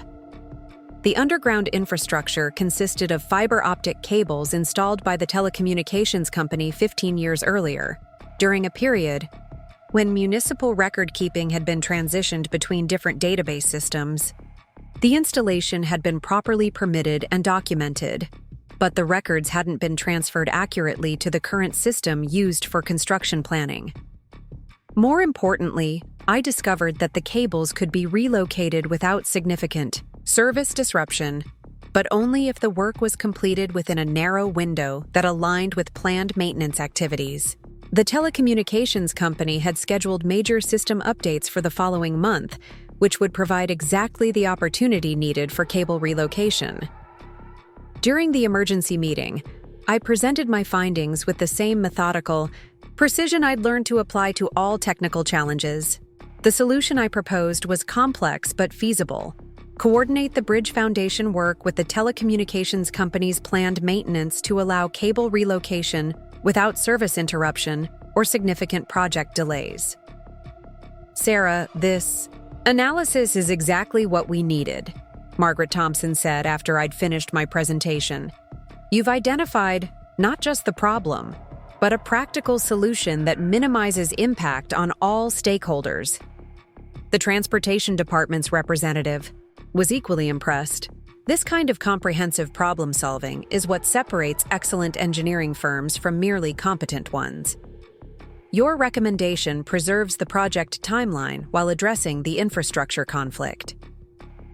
The successful resolution of the underground infrastructure crisis marked a turning point in my professional relationship with the Morrison team. I was no longer the exceptionally capable student who was learning through real-world application. I was becoming a trusted team member whose contributions were essential to the project's success. The next several weeks passed in a blur of coordination, meetings, construction oversight, and technical problem-solving. The bridge project was proceeding ahead of schedule, partly due to favorable weather conditions, but primarily because of the thorough planning and meticulous execution that had characterized every phase of its development. My academic work at MIT continued through remote participation in classes and intensive study during weekends, but the practical engineering experience I was gaining through the construction process was providing insights that enhanced every aspect of my theoretical learning. The professors in my consortium program were fascinated by the real-world applications I could describe for the concepts they were teaching. During the third week of March, as construction entered the phase of foundation completion and preparation, for the bridge span installation, I received a call from my mother that reminded me of the family event that was rapidly approaching.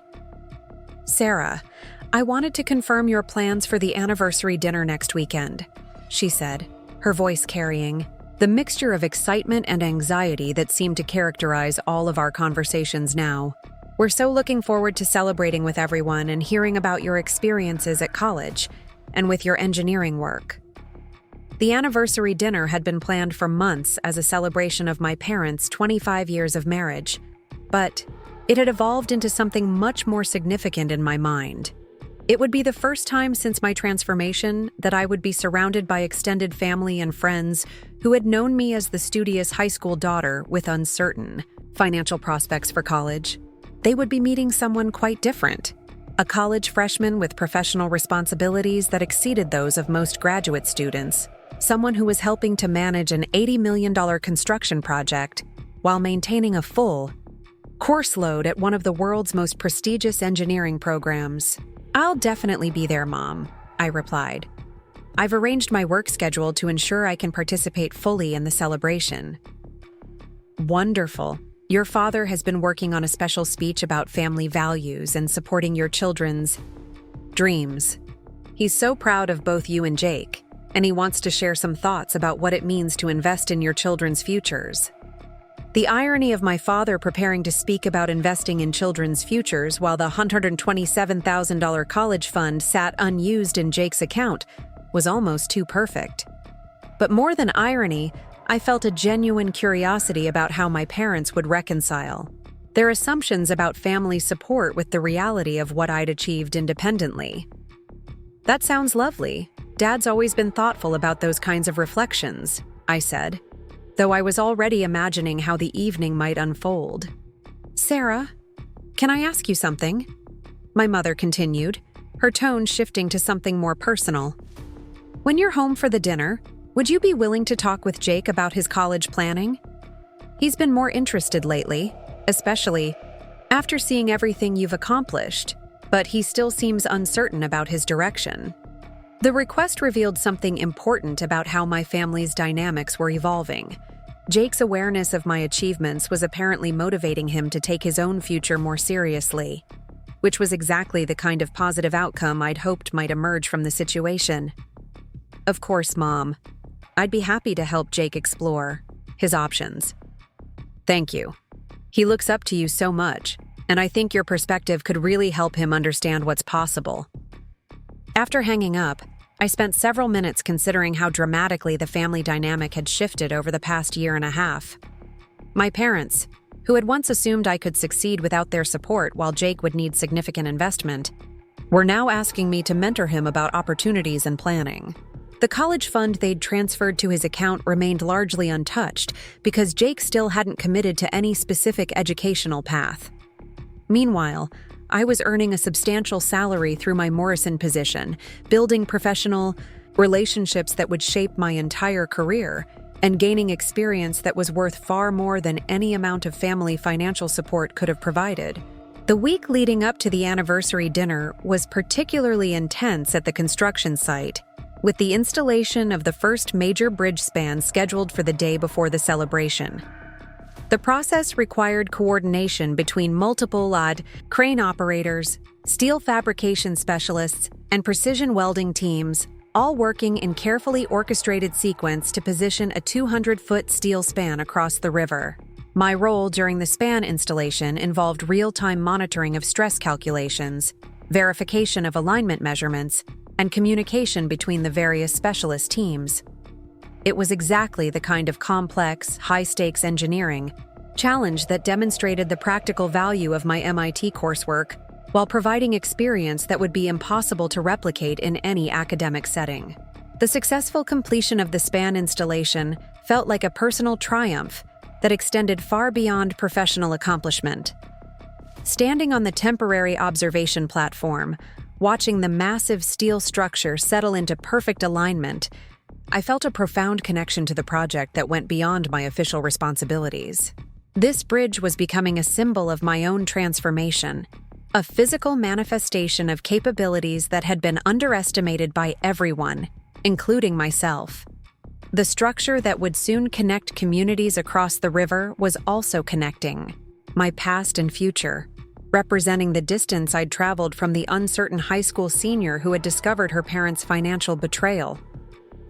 The anniversary dinner was scheduled for Saturday evening at the Riverside Country Club, a venue my parents had chosen for its elegant atmosphere and its views of the river where my bridge project was taking shape. The symbolism wasn't intentional on their part, but it felt perfectly appropriate to me. I arrived at the dinner directly from the construction site, having spent the morning coordinating final preparations for the following week's work schedule. The transition from hard hat and safety vest to formal dinner attire felt symbolic of the dual identity I'd developed over the past year. The gathered guests represented a cross-section of my family's social and professional circles. Extended relatives, family friends, colleagues from my father's accounting firm, and neighbors who had known me throughout my childhood. Most of them had last seen me at my high school graduation, when I was still the academically accomplished daughter with an uncertain financial future. The cocktail reception before dinner provided an opportunity for me to reconnect with family members and family friends who were curious about my college experience and my work with Morrison. Their questions revealed how little they understood about the scope of my professional responsibilities, and their reactions to my explanations ranged from amazement to disbelief. My Aunt Catherine, who had always been particularly supportive of my academic ambitions, was among the most vocal in her amazement. "Sarah, when you say you're coordinating construction of a bridge, what exactly does that mean?" she asked as we stood near the windows overlooking the river. "I'm the assistant project coordinator for Morrison Engineering on the Columbia River Bridge Replacement Project," I explained, gesturing toward the construction site visible in the distance. "My responsibilities include quality control oversight, subcontractor coordination, timeline management, and technical problem solving." "And this is while you're a freshman at MIT?" "Yes. The Pacific Engineering Consortium program is designed to integrate academic learning with professional experience. The bridge project provides practical application for the theoretical concepts I'm studying in my courses." "Sarah, that's incredible. How did you even get connected to something like this?" The question gave me an opportunity to reflect on the chain of events that had led to this moment. The discovery of my parents' college fund decision had motivated me to apply for the consortium scholarship. The scholarship had led to the Morrison internship. The internship had revealed capabilities that had earned me increasing responsibilities, culminating in my current role. It started with needing to find scholarship funding for college, I said simply. One opportunity led to another, and I discovered that I have abilities I didn't know I possessed. As the reception continued, I became increasingly aware that my parents were watching these conversations with expressions I couldn't quite read. They were proud of my achievements, certainly, but there was also something that might have been bewilderment or even unease about the level of recognition and respect I was receiving from their guests. Jake arrived midway through the reception, looking slightly uncomfortable in his formal attire, but genuinely excited to see me. Our relationship had continued to evolve positively over the past months, with regular phone conversations about his college exploration and my engineering work. "Sarah, this is so cool," he said, joining our conversation with Aunt Catherine. "I drove past the construction site yesterday, and I could actually see them working on the bridge you're helping to build. It's pretty amazing to watch the progress." I agreed. "The span we installed yesterday will be supporting traffic for the next 100 years.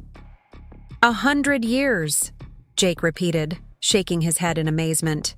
"It's crazy to think that something you're working on now will still be there when we're old." His genuine enthusiasm and pride in my achievements reminded me why I'd never felt competitive with him despite our parents' different treatment. Jake had always been supportive of my success, even when he didn't fully understand it, and his reaction to my professional accomplishments was uncomplicated by jealousy or resentment. As we moved into the main dining room for dinner, I noticed that my parents had seated me at the head table alongside immediate family and their closest friends. The placement felt significant, an acknowledgement of my achievements that contrasted sharply with how they might have positioned me at a similar event 2 years earlier. The dinner conversation was warm and celebratory, with multiple toasts to my parents' marriage and various speakers sharing memories and observations about their 25 years together. Throughout the meal, I found myself anticipating my father's planned speech about family values and supporting children's dreams.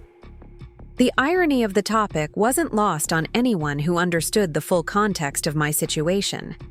My father would be speaking about the importance of investing in children's futures, while the college fund they'd saved for me remained in Jake's account, unused and apparently forgotten.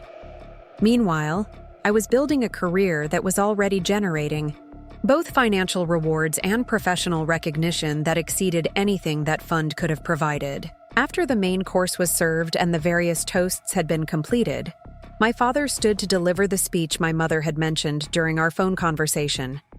He looked confident and emotional, clearly moved by the celebration of his marriage and surrounded by family and friends. 25 years ago, Maria and I promised to build a life together based on shared values and mutual support, he began, his voice carrying easily through the dining room.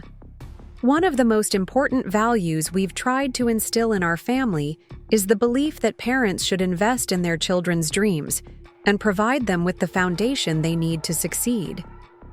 The opening of his speech felt like a direct setup for the conversation I'd been anticipating for months. Here was my father, speaking publicly about parental investment in children's success, apparently unaware that his own decisions about that investment were about to be highlighted in ways he hadn't anticipated. "We've always believed that different children need different kinds of support," he continued, his gaze moving between Jake and me.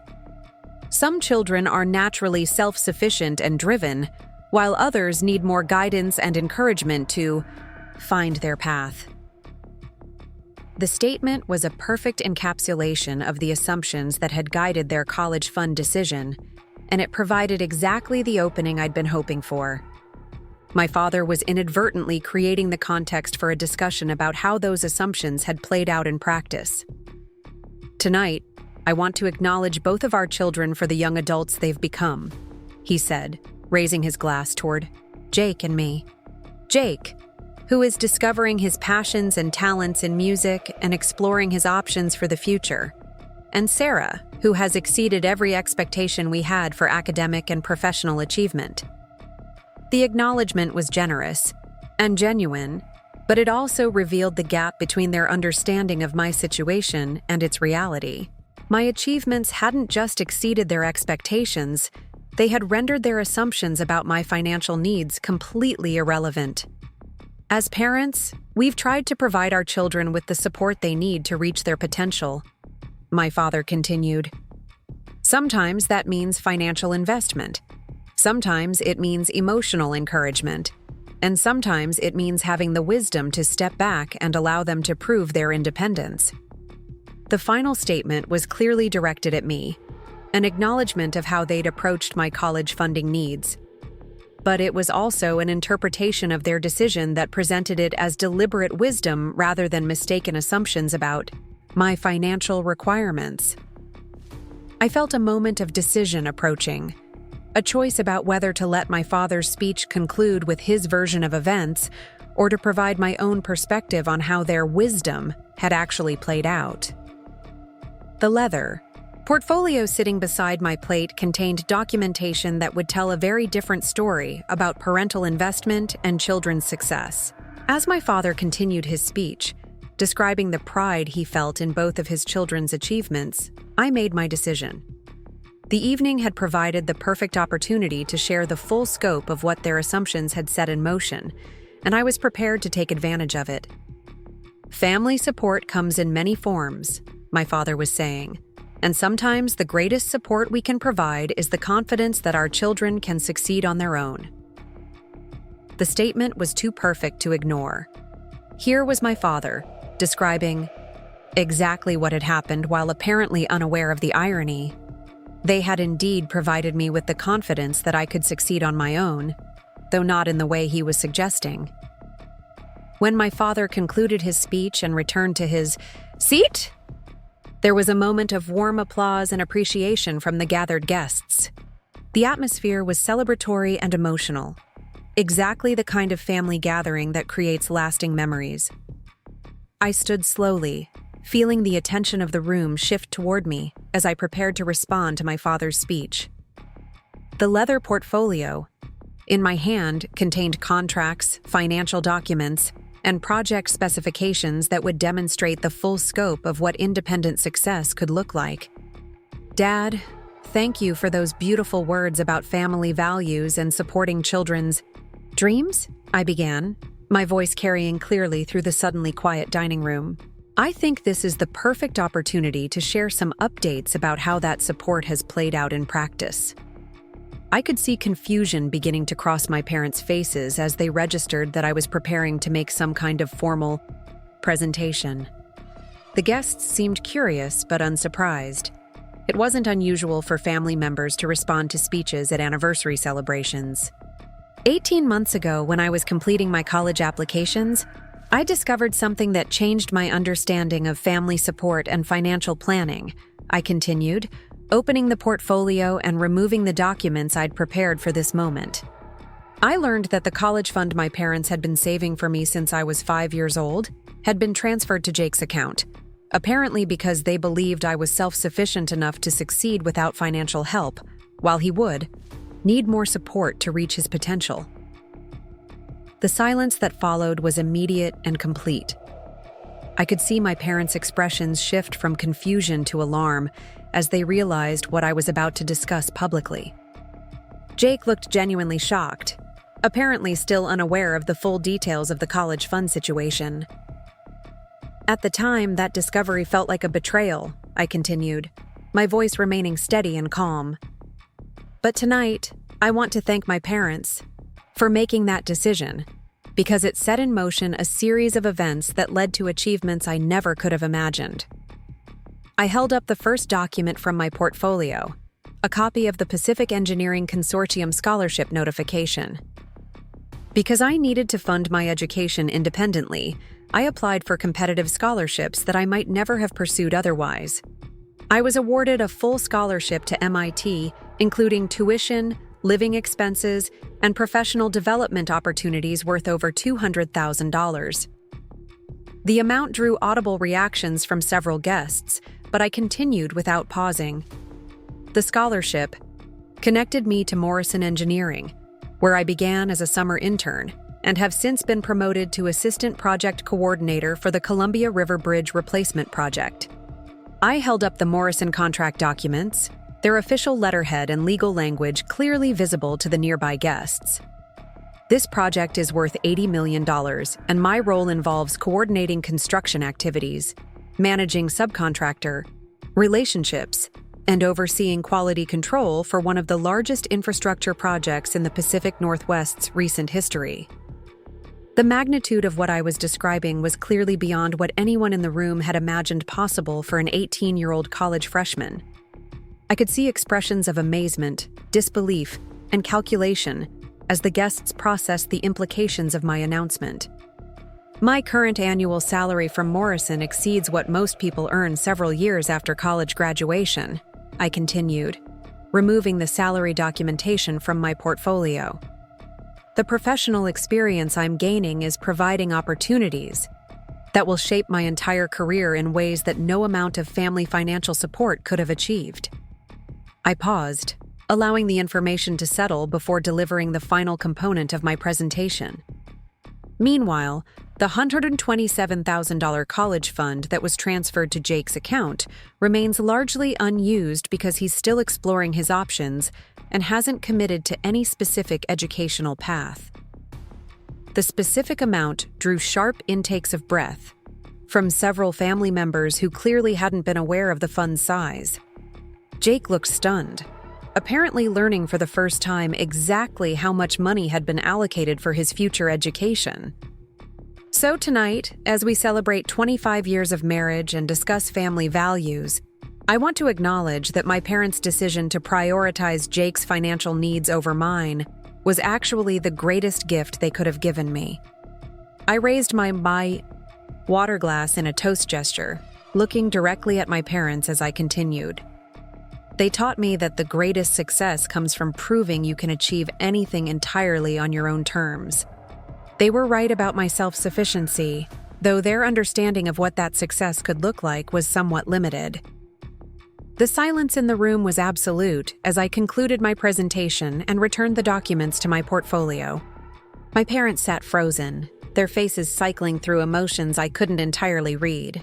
The gathered guests seemed to be processing the implications of what I'd shared, trying to reconcile the family dynamics they thought they understood with the reality I'd just revealed. Jake was the first to break the silence, standing and beginning to applaud with genuine enthusiasm and pride. His reaction seemed to give permission to the rest of the room, and soon I was receiving a standing ovation from family and friends who clearly recognized the magnitude of what I'd accomplished. As the applause continued, I looked around the room at faces filled with amazement, respect, and admiration. These were people who had known me as the studious high school daughter with uncertain prospects, and they were now witnessing the full scope of what independent determination could achieve. But my attention was focused primarily on my parents, who remained seated while the rest of the room celebrated my achievements. Their expressions revealed a complex mixture of pride, shock, embarrassment, and what might have been a dawning recognition of how completely their assumptions had been proven wrong. The evening had unfolded exactly as I'd hoped, providing the perfect venue for revealing the full transformation that had begun with discovering a bank statement in my kitchen 18 months earlier. The bridge construction visible through the windows served as a physical reminder of capabilities that had been underestimated by everyone, including myself. The applause gradually subsided, but the energy in the room remained charged with the excitement of witnessing something unprecedented. As guests began to approach me with questions and congratulations, I realized that this moment represented not just the culmination of my transformation, but the beginning of a new chapter in my relationship with my family and my understanding of my own potential. The college fund my parents had given to my brother was sitting unused while I was building a career that was already generating more opportunities and financial rewards than that fund could have provided. The irony was perfect. But more than that, it was proof that their assessment of my independence had been correct in ways they never could have imagined. Up next, you've got 2 more standout stories right on your screen. If this one hit the mark, you won't want to pass these up. Just click and check them out.